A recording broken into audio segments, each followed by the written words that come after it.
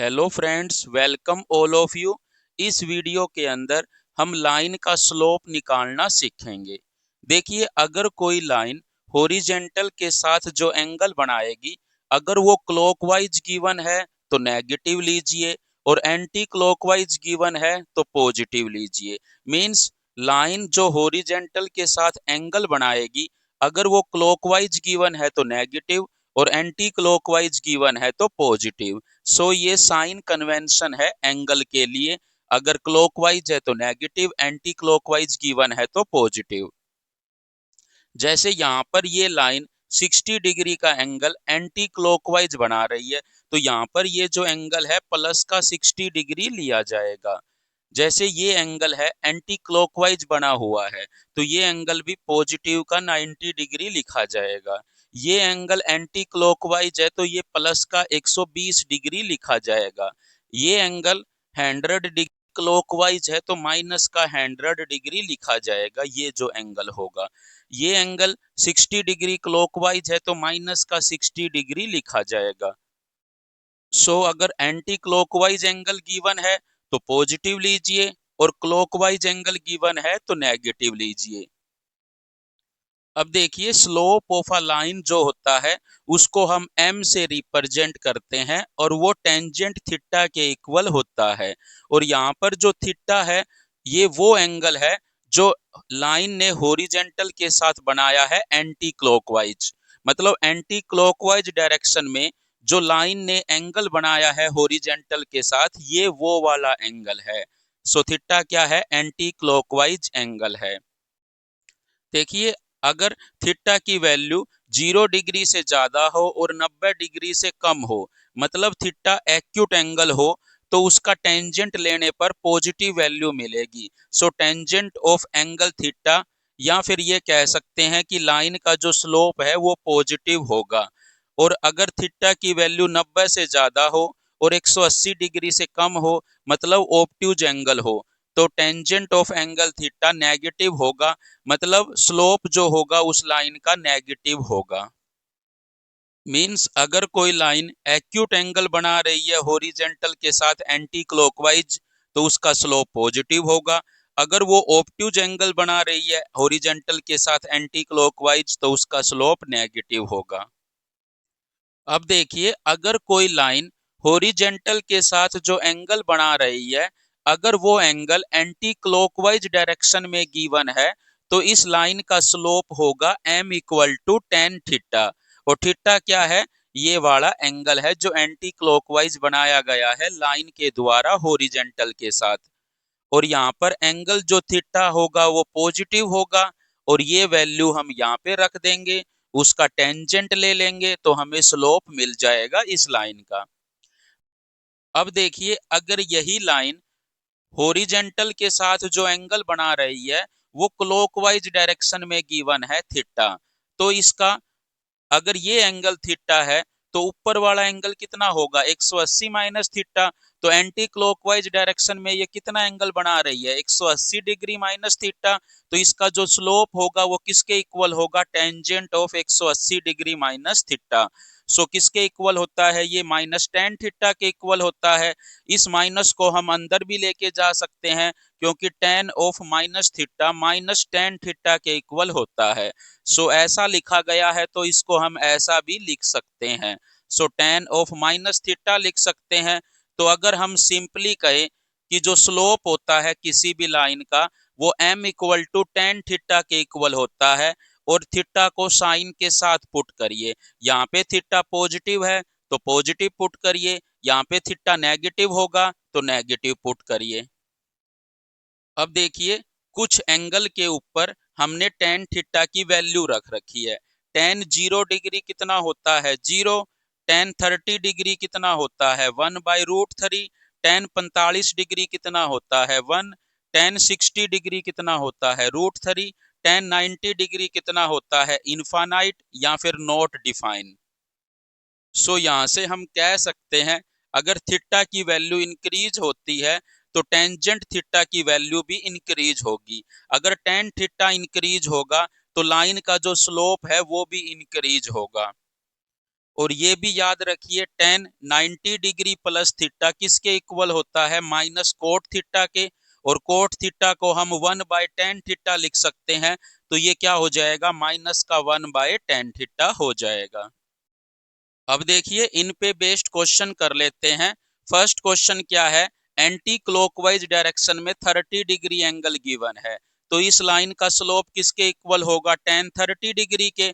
क्योंकि ये angle positive होगा तो पॉजिटिव ही लिख दिया।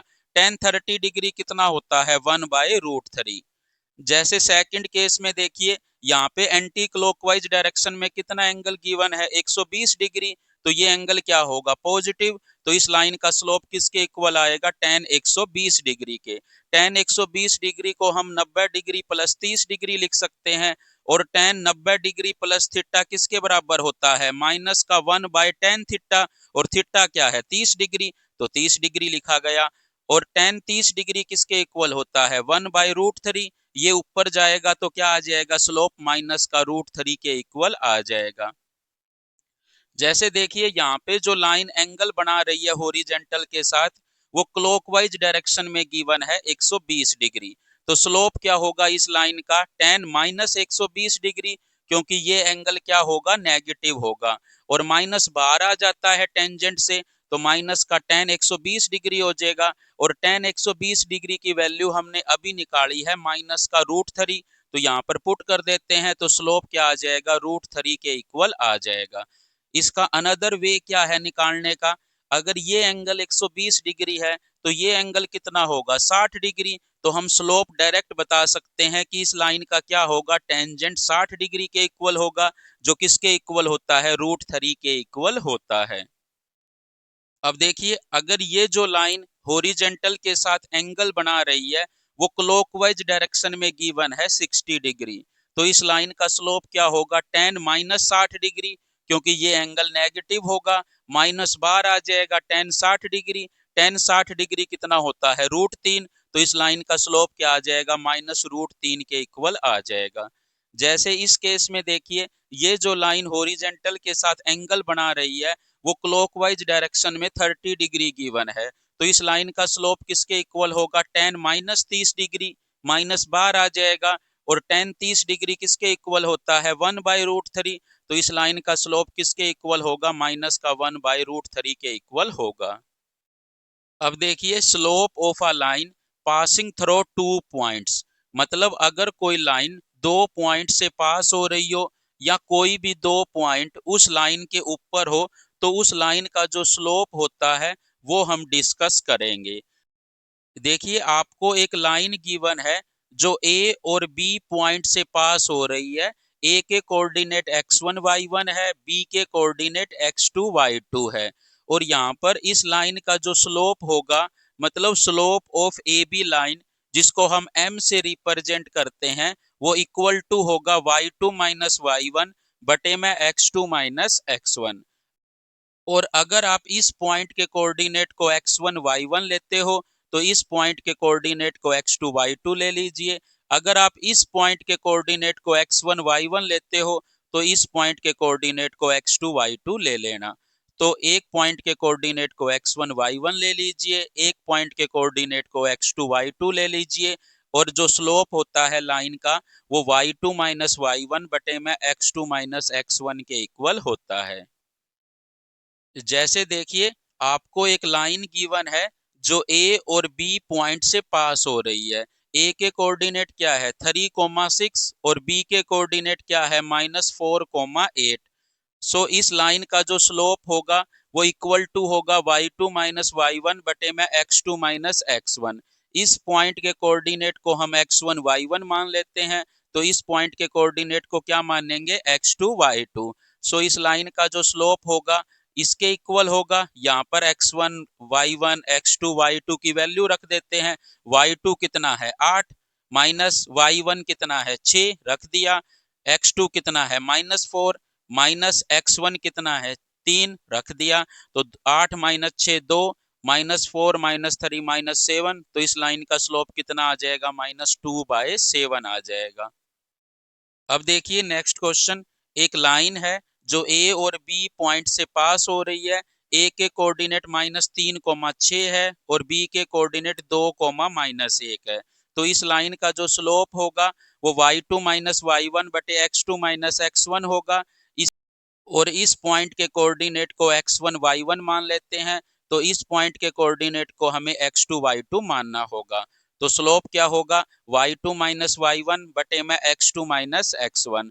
y2 की जगह -1 रख दीजिए, x2 की जगह 2 रख दीजिए, x1 की जगह -3 रख दीजिए, y1 की जगह 6 रख दीजिए। तो इस लाइन का स्लोप कितना आ जाएगा, -7/5 आ जाएगा। तो इस तरह से आप लाइन का स्लोप निकाल सकते हो।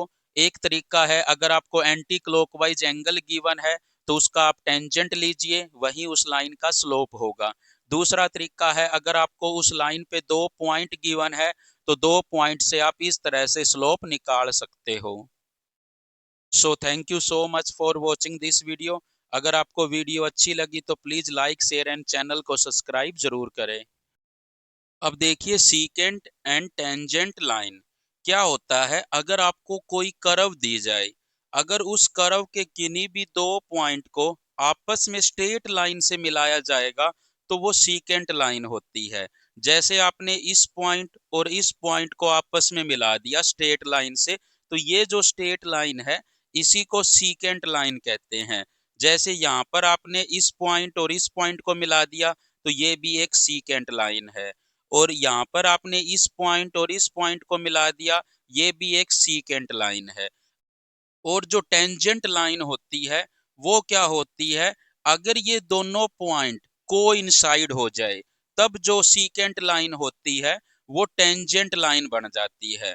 मतलब टेंजेंट लाइन क्या होती है, किसी भी पॉइंट पे स्पर्श होती रेखा क्या कहलाती है, टेंजेंट लाइन कहलाती है। जैसे यहाँ पर आपने टेंजेंट खींच दिया, मतलब एक स्पर्श होती हुई रेखा खींच दी इस कर्व के इस पॉइंट पे, तो ये एक टेंजेंट लाइन है। यहाँ पर ये भी एक टेंजेंट लाइन है, इस पॉइंट पर ये भी एक टेंजेंट लाइन है। जैसे इस कर्व पे ये भी एक टेंजेंट लाइन है, जैसे इस कर्व पे ये भी एक टेंजेंट लाइन है, ये भी एक टेंजेंट लाइन है इस कर्व के इस पॉइंट पर। तो टेंजेंट लाइन क्या होती है, स्पर्श करती हुई रेखा किसी पॉइंट पर। और सीकेंट लाइन क्या होती है, किन्हीं भी 2 पॉइंट को आपस में मिलाया जाए स्ट्रेट लाइन के थ्रू तो वो क्या होती है, सीकेंट लाइन होती है। और हम सीकेंट लाइन का स्लोप और टेंजेंट लाइन का जो स्लोप है वो हम निकाल सकते हैं, जो हमने डिस्कस किया है इस वीडियो के अंदर कि हम किसी भी लाइन का स्लोप कैलकुलेट कर सकते हैं अगर हमें एंगल गिवन है या फिर हमें 2 पॉइंट गिवन है जिनसे वो पास हो रही है। अब देखिए ज्यादा बात हम टेंजेंट के स्लोप की करते हैं। अगर हमें कोई कर्व दी जाए तो उसके हर एक पॉइंट पे हम टेंजेंट ड्रॉ करेंगे और ये चेक करेंगे कि उन टेंजेंट्स का स्लोप बढ़ रहा है या घट रहा है या फिर कांस्टेंट है। और थीटा क्या है, वो एंगल है जो टेंजेंट के द्वारा बनाया जाएगा हॉरिजॉन्टल के साथ इन एंटी क्लॉकवाइज डायरेक्शन। अब देखिए फर्स्ट केस में हमें एक स्ट्रेट लाइन गिवन है और इसके हर एक पॉइंट पे अगर हम टेंजेंट ड्रॉ करें, मींस इस पॉइंट पे अगर हम टेंजेंट ड्रॉ करें, इस पॉइंट पे अगर हम टेंजेंट ड्रॉ करें, इस पॉइंट पे अगर हम एक टेंजेंट ड्रॉ करें, तो ये सभी टेंजेंट्स इक्वल एंगल बनाएगी हॉरिजॉन्टल के साथ इन एंटी क्लॉकवाइज डायरेक्शन। मीन्स हम कह सकते हैं इस लाइन के हर पॉइंट पर थीटा की जो वैल्यू है वो सेम होगी। और थीटा क्या है, वो एंगल है जो टेंजेंट के द्वारा बनाया जाएगा हॉरिजॉन्टल के साथ इन एंटी क्लॉकवाइज डायरेक्शन उस पॉइंट के ऊपर। मतलब उस पॉइंट के ऊपर अगर हम टेंजेंट ड्रॉ करें तो वो टेंजेंट हॉरिजॉन्टल के साथ जो एंगल बनाएगी एंटी क्लॉकवाइज डायरेक्शन में, वही थीटा एंगल है। और थीटा एंगल हर एक पॉइंट पे क्या होगा, सेम होगा। सो यहाँ पर हम कह सकते हैं थीटा हर पॉइंट पे सेम है, तो स्लोप भी क्या होगा, टेंजेंट्स का सेम होगा। मींस हर एक पॉइंट पर जो टेंजेंट खींचेंगे उन सभी का स्लोप सेम होगा। और थीटा की वैल्यू यहाँ पर 90 डिग्री से कम है तो स्लोप की वैल्यू भी पॉजिटिव होगी। अब देखिए इस केस में भी हमें स्ट्रेट लाइन गिवन है। अगर हम इसके हर पॉइंट पे टेंजेंट ड्रॉ करें तो वो सभी टेंजेंट्स इक्वल एंगल बनाएगी हॉरिजॉन्टल के साथ इन एंटी क्लॉकवाइज डायरेक्शन।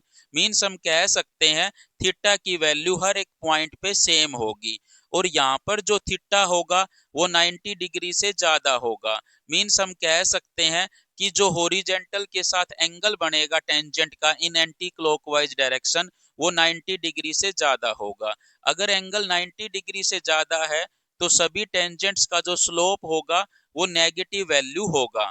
बट यहाँ पर थीटा सेम है तो स्लोप भी क्या होगा, सेम होगा हर एक टेंजेंट्स का। तो हम कह सकते हैं हर एक पॉइंट पर जो टेंजेंट्स ड्रॉ करेंगे उनका स्लोप सेम होगा और नेगेटिव वैल्यू होगा। अब देखिए इस केस में हमें एक कर्व इस तरह से दी गई है। अगर हम इस कर्व पे टेंजेंट ड्रॉ करें और इस एंड से इस एंड की तरफ जाएं, तो हम देखेंगे कि जो टेंजेंट्स के द्वारा एंगल बनाया गया है हॉरिजेंटल के साथ इन एंटी क्लॉकवाइज डायरेक्शन, वो डिक्रीज हो रहा है। क्योंकि इस पॉइंट पे अगर हम टेंजेंट ड्रॉ करेंगे तो इस तरह से आएगी, तो वो जो हॉरिजेंटल के साथ एंगल बनेगा वो ये होगा। अगर हम इस पॉइंट पर चेक करेंगे तो ये एंगल बनेगा, और इस पॉइंट पे अगर चेक करेंगे तो ये एंगल बनेगा। सो एंगल जो है वो डिक्रीज हो रहा है जब हम इस एंड से इस एंड की तरफ जा रहे हैं, जो टेंजेंट के द्वारा बनाया गया है हॉरिजेंटल के साथ इन एंटी क्लॉकवाइज डायरेक्शन। मींस अगर इस पॉइंट पे अगर हम एंगल की बात करें जो टेंजेंट के द्वारा बनाया गया है एंटी क्लॉकवाइज डायरेक्शन में हॉरिजेंटल के साथ, वो ये एंगल होगा। अगर हम इस केस में बात करें तो यहाँ पर थीटा कम हो जाएगा। यहाँ पर देखो थीटा ज्यादा था, और जैसे जैसे हम इस तरफ जाते जाएंगे ये इस तरह से हमें टेंजेंट खींचनी पड़ेगी, तो यहाँ पर जो एंगल होगा वो डिक्रीज होता जाएगा। सो हम कह सकते हैं थीटा की वैल्यू इस एंड से जब हम इस एंड पे जाएंगे तो कम होती जाएगी, और थीटा की वैल्यू 90 डिग्री से कम है तो स्लोप की वैल्यू पॉजिटिव होगी। थीटा कम होता जाएगा तो स्लोप भी टेंजेंट्स का कम होता जाएगा। मींस इस टेंजेंट का स्लोप ज्यादा होगा, इसका कम होगा, इसका और भी कम होगा। तो जब हम इस एंड से इस एंड की तरफ जाएंगे तो थीटा कम होता जाएगा और टेंजेंट्स का जो स्लोप है वो भी कम होता जाएगा, बट पॉजिटिव वैल्यू होगी स्लोप्स की। अब देखिए अगर हम इस कर्व की बात करें तो इस कर्व पे जो टेंजेंट हम ड्रॉ करेंगे हर एक पॉइंट पे, और अगर हम इस एंड से इस एंड की तरफ जाएं, मतलब इस सिरे से इस सिरे की तरफ जाएंगे, तो यहाँ पर हम देखेंगे कि अगर हम इस पॉइंट पे टेंजेंट ड्रॉ करते हैं तो वो टेंजेंट जो हॉरिजेंटल के साथ एंगल बनाएगी वो ये होगा, ये वाला एंगल होगा एंटी क्लॉकवाइज। अगर हम इसको ऐसे लेके जाएंगे तो थीटा की वैल्यू क्या होती जा रही है, इंक्रीज होती जा रही है।